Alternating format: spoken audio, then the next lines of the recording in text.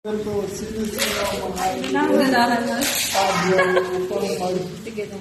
magmundaan sa mga iglesia. May kind number 2 ng mga kapatuldahan mo. Mamumuno sa akin. So, number 2 naman. So, sino-sino ang iniwan ni Pablo upang pangunahan ng mga iglesia? May kahit ang alitan.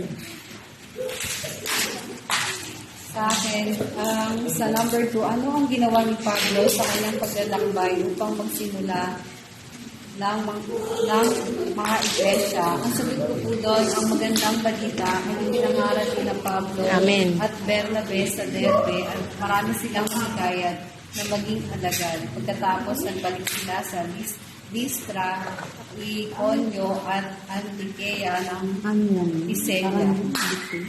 Pinalakas nila ang loob ng mga alagad at ngayon ang manatiling tapat sa pananampalataya. Maganda sa mga para pag Laban ng iglesia ay talaga.